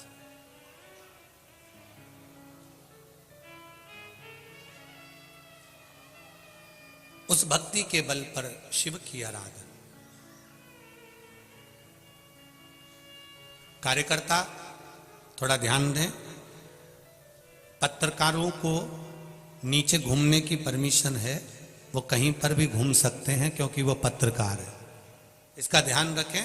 कोई भी कार्यकर्ताओं को नीचे अगर पत्रकार कहीं से फोटो ले रहे हैं या लिख रहे हैं या बैठे हैं, उनको कोई मना नहीं है। पत्रकारों के लिए ये जागरूकता रहे, कार्यकर्ता इसका स्मरण रखें, क्योंकि वो भी अपना समय निकालकर यहाँ पर फोटोज लेने या लिखने या कथा का स्मरण करने आते हैं। तो पत्रकारों से मेरा निवेदन है, आप लोगों के लिए कोई मना नहीं, कार्यकर्ता भी इस चीज़ का स्मरण करें। अगर वो लोग घूम रहे हैं या लिख रहे हैं या पढ़ रहे हैं तो उनका मान सम्मान पूर्ण तरह से, किसी को कोई, और एक बार का निवेदन आप सबसे है, चाहे कोई वीआईपी हो, वीवीआईपी हो या साधारण सा व्यक्ति हो, एक बार अगर कोई बैठ गया है तो उसको ये ना बोलें कि आप इधर बैठो या उधर बैठो। बैठ गया ना, वो शंकर का है, शंकर का रहेगा, वो शिव का है। उसको नहीं मालूम कि आपका वीआईपीपन क्या है, पर वो शंकर का है। इसलिए आपने देखा होगा राम जी की शादी में सारे देवता है, शंकर जी की शादी में पहली पत्रिका ही भूत चुड़ैल को गई थी। तो यहां तो जो आया है वो शंकर का है। और शिव जी की शादी में सबसे आगे देवी देवताओं आगे थे, पर पीछे तो मेरे महादेव के भक्त थे अड़भंग। उनको कोई मतलब नहीं, उनको तो केवल शिव से मतलब, अड़भंगता है।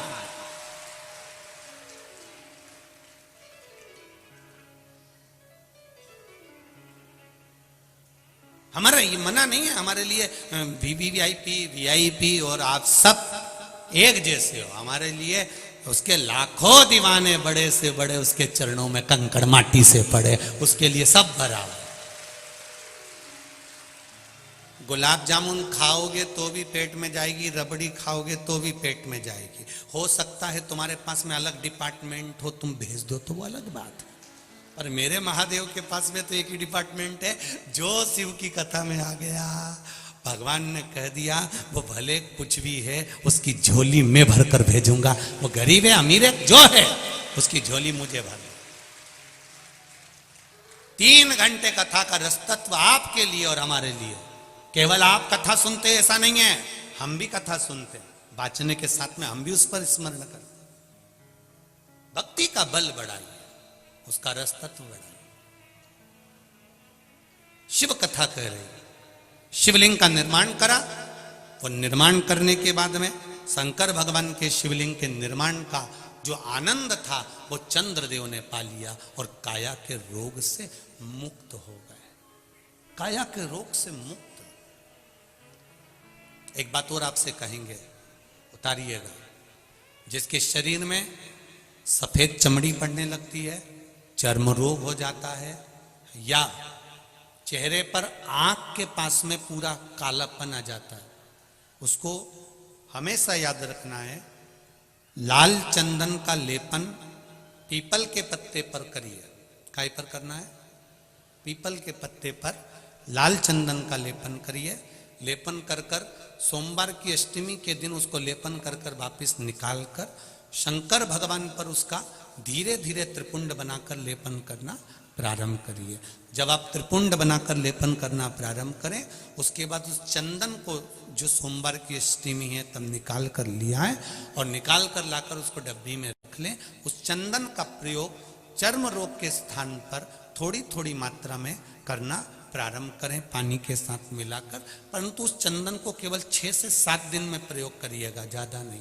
धीरे धीरे चमड़ी, परंतु उसको सोमवार की अष्टमी के दिन सिद्ध कर कर बनाना है। उसको सोमवार की अष्टमी के दिन चढ़ाना है श्री शिवाय नमस्तुभ्यम या ओम नमः शिवाय या पंचाक्षर मंत्र या महामृत्युंजय मंत्र, जो आपको आता हो, शिव जी का जो नाम आपको याद हो उसको बोलकर चढ़ा दो। उसको लिया, फिर उसको अपने शरीर पर लगाना प्रारंभ करो। उसका फल आपको 15 दिन के अंदर धीरे धीरे धीरे धीरे प्राप्त होना प्रारंभ हो।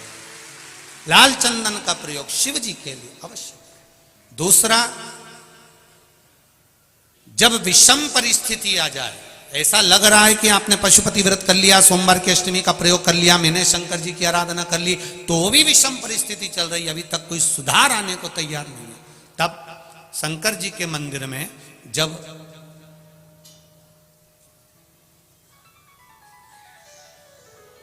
बेलपत्र चढ़ाने के लिए आप जाएं, तब प्रयास करिएगा कि बेलपत्र को, अशोक सुंदरी का स्थान सबको मालूम है ना? बोलो, जम के बोलो जरा, मालूम है सबको? अशोक सुंदरी वाली जगह पर बेलपत्री को डंडी वाली जो जगह है जहां से पानी बहकर जाता है उधर रखना। उसी बेलपत्री को वापस उठाना है।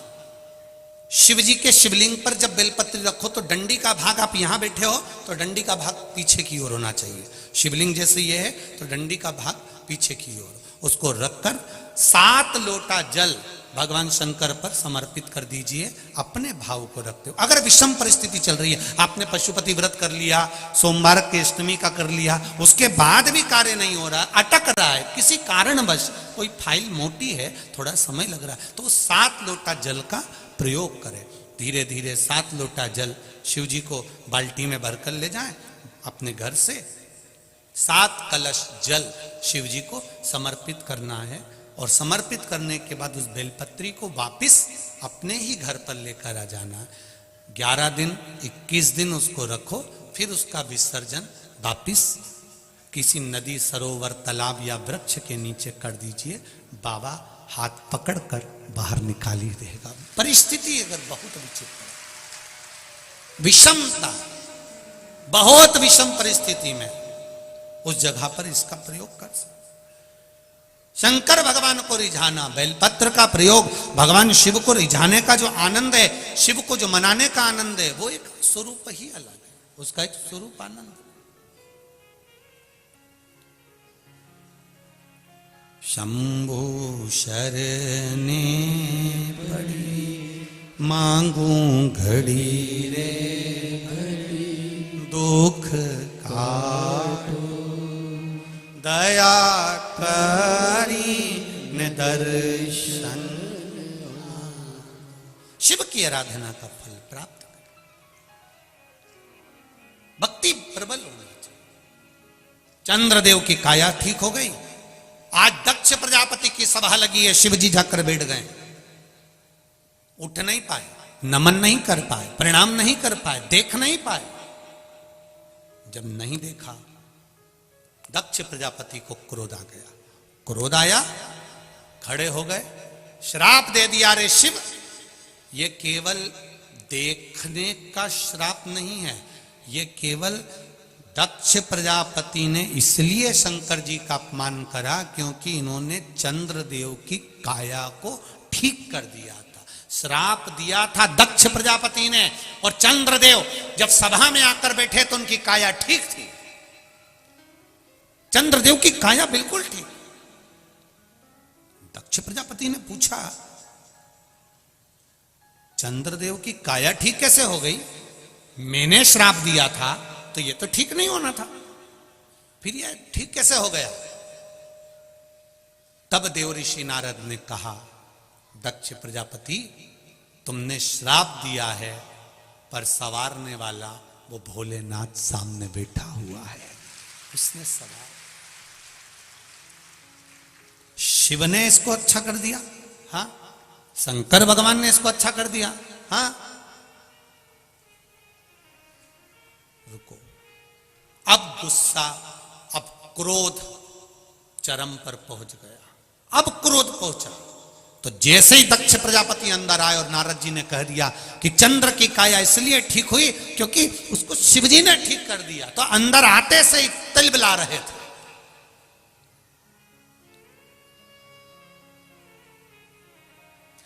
एक बहुत अच्छी बात ध्यान में रखिएगा जरा, कानपुर वालों, एक बात का स्मरण अपने पास में रखिएगा, कभी भी कच्चे कान के मत रहना।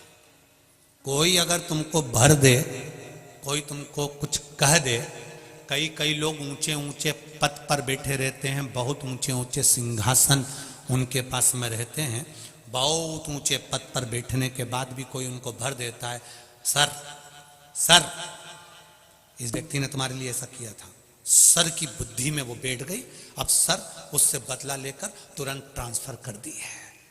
उससे तुम मिले हो, उसको तुमने जाना है, उसको तुमने समझा है, उससे एक बार दिल से बात तो करो, समझ में आएगा। वो ऐसा नहीं है, समझ में आएगा। किसी के लिए अपशब्द कहने से पहले, किसी को ताना देने से पहले, किसी को गाली देने से पहले, किसी को आड़ा टेढ़ा बोलने से पहले, किसी पर उंगली उठाने से पहले, किसी पर आक्षेप लगाने से पहले एक बार उससे जाकर पर्सनल मिलिए, एक बार जाकर पर्सनल मिलो। और अपने पूरे परिवार के साथ मिलो कि व्यक्ति ठीक है कि बुरा है, साथ जाइए उसके मिलने के। देंगे आप, बैठो अभी मौका देंगे, पर्सनल मिलिए उसको जाकर आप। और जब आप उसके पास में जाओगे, उससे मिलोगे, अपने दिल की बात कहोगे, अपने चित्त की बात कहोगे, अपने हृदय की बात कहोगे, तब समझ में आएगा कि सामने वाला व्यक्ति कैसा है। मेरा बहू सास की निंदा करती है अपने मायके में जाकर, तो मायके वालों से निवेदन है, सास को बुरा मत मानना, पहले मायके से ससुराल जाओ, बात करो। सास बहू की निंदा करती है तो मेरा निवेदन है, पहले बहू से एक बार मिलो। सास बुरी है तो उससे भी मिलने का प्रयास करना, और बहू बुरी है तो उससे भी मिलने का प्रयास करना। जरूर इनमें कुछ ना कुछ अच्छा होगा, ये निश्चित है। हर एक व्यक्ति बुरा नहीं हो सकता, ये निश्चित था। ना सास बुरी है ना बहू बुरी है। हम पहले भी कथा में कहे, कभी व्यक्ति बुरा नहीं होता, व्यक्ति का समय बुरा होता। थोड़ा सा समय गड़बड़ है तो व्यक्ति गड़बड़। बुरा तुम नहीं हो, बुरा तुम्हारा समय। अच्छा समय आता है तो लोग आपके साथ जुड़े हुए होते हैं, और जब बुरा समय आता है तो लोग आपसे दूर हट जाते हैं। अब तुम खुद अंदाजा लगाओ तो संसार कितना विचित्र है, जरा सोचो तो सही, विचार करिए जरा। जब तुम्हारे छोरा छोरी की शादी होती है, कितने मेहमान आते हैं? बोलो रे कानपुर वालों, जरा बोलो। 25, 50, 100, 200 तो आते होंगे। और रिसेप्शन में कितने आते हैं? 100, 200 तो आते होंगे कि नहीं आते? आते हैं ना। और मान लो रिसेप्शन में इतने लोग इकट्ठे हुए, विवाह में इतने लोग इकट्ठे हुए, और उस लड़का लड़की का संबंध आपस में बेकार हो गया और तलाक की बात पहुंच गई, संबंध खराब हो गया, तो इनको संवारने के लिए कितने आते हैं? बोलो जरा बोलो, आएगा कोई? कोई। लड्डू खाने सब आए हैं, पकड़ ला। लड्डू खाने सब आए हैं, पेड़ा खाने सब आए, निभाने के लिए सब आए, पर जब बिगड़ती है कोई नहीं आता। जब मनुष्य का बेकार समय चालू होता है, समय चक्र जब उल्टा चलने लगता है, तब कोई नहीं आता। फिर एक आता है, वो मेरा देव अधिदेव महादेव आता है। फिर कोई, चंद्रदेव का जब बेकार समय आया तब महादेव सामने आकर खड़े हो गए। चंद्रदेव का जब बेकार समय आया तब मेरे देव अधिदेव महादेव सम्मुख में खड़े थे। दक्ष प्रजापति को मालूम पड़ा, गुस्सा आ गया, मैंने श्राप दिया और शिव ने संवार दिया। दुनिया चाहे कितना भी बुरा चाहे, अभी आपको शुरू में कथा में कहा था, शिक्षक शिक्षा देता है, गुरु दीक्षा देता है, और मेरा महादेव तुम्हारी झोलियों को भर देता है। मेरा महादेव कभी देने में पीछे नहीं हटता, उसकी कृपा बरसती ही रहती है, खूब देता है।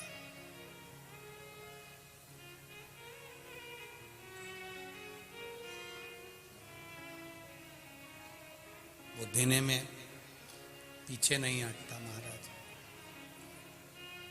मैं तो तेरा एक, शिव कथा कह रहे हैं। आप लोग सोचते होंगे गुरुजी सबको बिठाकर श्री शिवाय नमस्तुभ्यम क्यों बुलवाते हैं? आपको पहले भी कथा में कहा, किसी पोहे की दुकान वाले को देखना, पोहा जो रखता है ना, वो ऐसे ही नहीं रखता, गरम पानी के भगोने के ऊपर रखता। क्यों? बोलो बोलो जरा जम के बोलो। पोहा गरम बना रहा। आप लोगों को बैठकर भजन करने का, श्री शिवाय नमस्तुभ्यम बोलने का इसलिए कहते हैं, जिससे आप बैठकर जब मंत्र का जाप करोगे तो ये निश्चित है आपके जीवन में भी वो बल मिलेगा कि आपका परमात्मा का संबंध जुड़ जाएगा। ये निश्चित था। थोड़ा आनंद की अनुभूति। शिव सुने आपकी बात, बाबा स्वीकार करे आपकी बात, इसलिए बैठ कर श्री शिवाय।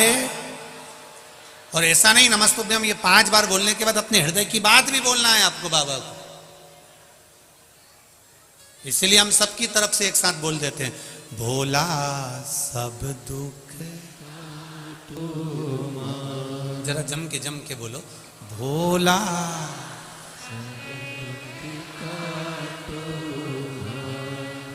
शिव शंकर तेरे माला भोला। बहुत बढ़िया, भोला सब दुख काटो भगवान से प्रार्थना करते रहो। एक दुख नहीं, सब दुख काटो। एक दुख से मतलब नहीं, सब दुख से मतलब। सर्वे भवन्तु सुखिनः। शिव कथा कह रही है। सती मैया के पति भगवान शिव जी को दक्ष प्रजापति ने इसलिए अपशब्द कहा क्योंकि उन्होंने चंद्र की काया ठीक कर दी। क्रोध आ गया, श्राप दे दिया, शिव तुम शमशान में निवास करोगे। भगवान शंकर शमशान में रहने के लिए तैयार हो। जाई विधि राखे राम, ताई विधि रही है सीताराम सीताराम सीताराम। और किया अभिमान तो फिर नहीं पाएगा, होगा वही प्यारे जो भोले जी को भाई। मिला शमशान में रहने का श्राप मिला। शिव जी तो भी खुश हो गए, उठकर नाचने लगे। भगवान विष्णु ने पूछा तुमको श्राप लगा है और तुम नाच रहे हो? शंकर भगवान कहने लगे मेरे ससुर ने जो मुझे जगह दी है उस जगह पर कोई दूसरा कब्जा नहीं कर पाएगा। शमशान में कौन कब्जा करने जाएगा? मुझे शमशान का वास मिला। ये कोई साधारण जगह नहीं, जहां अमीर और गरीब दोनों की शान सम है, उसी का नाम सम शान है। वहां कोई छोटा नहीं, कोई बड़ा नहीं, सब बराबर। कोई छोटा नहीं, कोई बड़ा नहीं। ये शिव कृपा, शिव उदारता, उसकी करुणा है। शिव कथा कह रही है। भोलेनाथ जी चले गए, सती मैया के साथ निवास किया। दक्ष प्रजापति ने एक यज्ञ रखा, सबको बुलाया, शिव जी को नहीं बुलाया। कोई पत्र नहीं गया, कोई बुलावा नहीं गया, नहीं गया पत्र और बुलावा। सती मैया के मन में भाव जागृत हो गया कि मुझे जाना है, अपने पिता के घर में यज्ञ है और इतना विशाल यज्ञ है, उसमें मुझे पहुंचना है।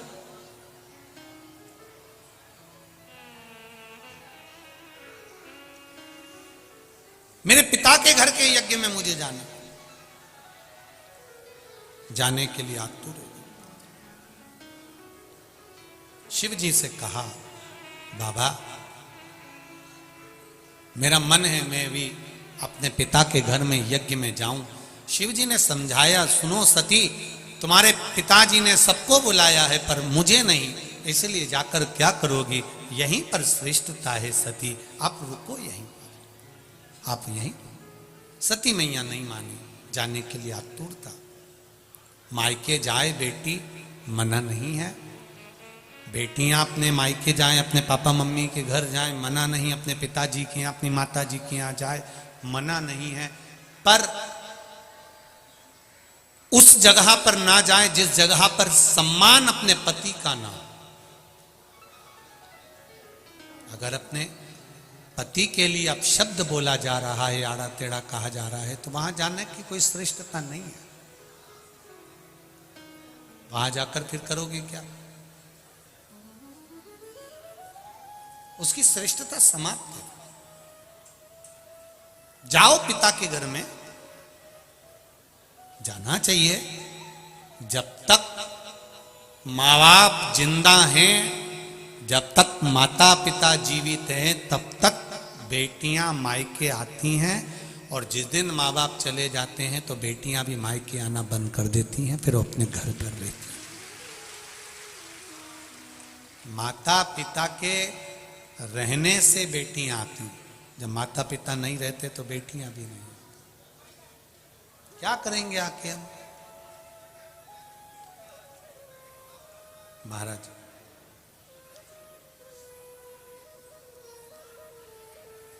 शिव कथा कह रही है, शिव महापुराण की कथा कह रही है। सती मैया ने जिद पकड़ ली, गई, जाकर देखा तो सबका स्थान था, पर अपने पति का कोई स्थान नहीं था। जल नैनों से बह रहे थे, क्रोध आ गया था। सती मैया ने कहा, पिताजी सबको बुलाया पर मेरे पति का स्थान नहीं है। क्रोध की अग्नि में आकर सती मैया यज्ञ के कुंड में कूद गई। शिव महापुराण की कथा यहाँ एक बात कहती है, कोई धार्मिक आयोजन हो, यज्ञ अनुष्ठान हो, घर में कोई अच्छा कार्य हो रहा हो तो बढ़ चढ़कर हिस्सा लो, उसमें अड़चन उत्पन्न मत करो। सती मैया ने गलती कर दी, वो गलती अपने को नहीं करना है। माता सती ने एक गलती करी कि यज्ञ की कुंड में कूद गई सती माता, और यज्ञ के कुंड में कूदी, भगवान शंकर को क्रोध आया, दक्ष प्रजापति का सिर कट गया, अग्नि में गिर गया। सती मैया को देखा तो शिव जी की आंख में जल था। री सती, तुझे अगर मरना ही था, प्राण त्यागना ही थे, तो तू ये यज्ञ की अग्नि में क्यों कूदी?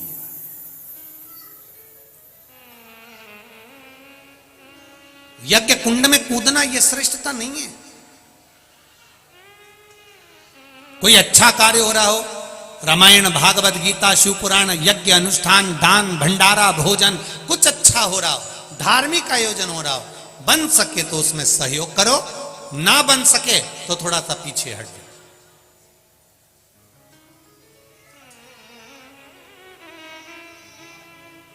अच्छे कार्य में अपने हाथ को आगे बढ़ाओ,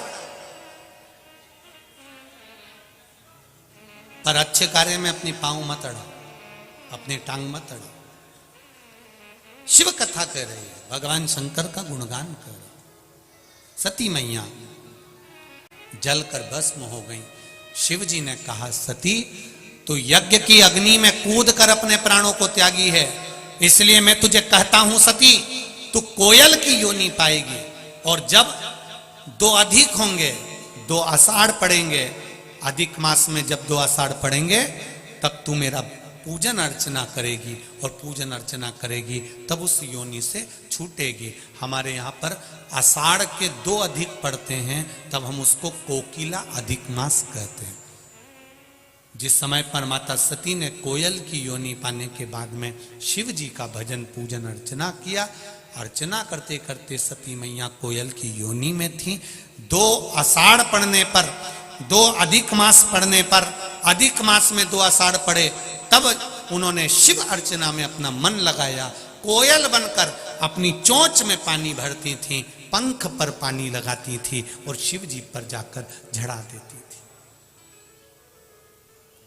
शिव नाम का गुणगान करती थी कोयल की योनि में भी।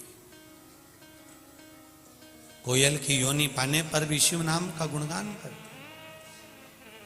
बहुत ध्यान दीजिएगा, आज अगर संसार सागर में शिव महापुराण की कथा मिल रही है, आज आस्था चैनल के माध्यम से, फेसबुक के माध्यम से, यूट्यूब के माध्यम से, और अपन कानपुर की इस पावन धरा पर कल्याणपुर में बैठकर कथा सुन रहे हैं, तो समझ लेना हमारी ना जाने कितनी योनियां सुधर गई होंगी, तब जाकर हमें ये शिव पुराण की कथा,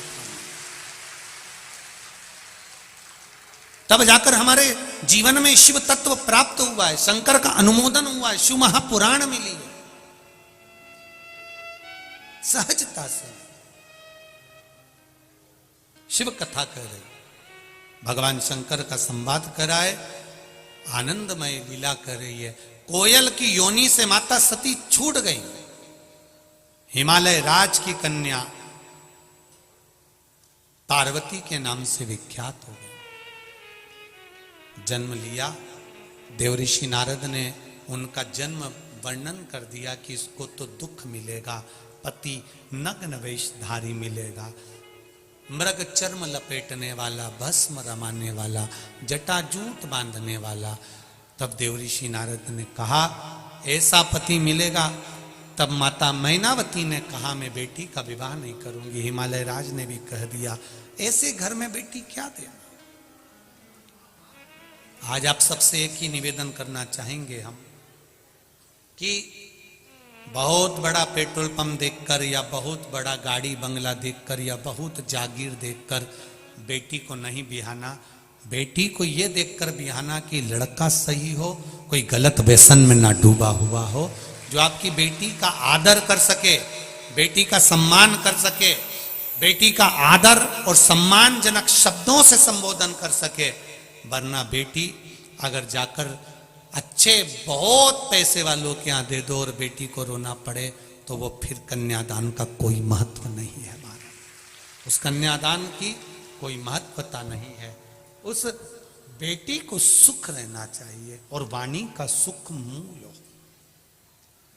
पार्वती जी का विवाह शिव जी के साथ पक्का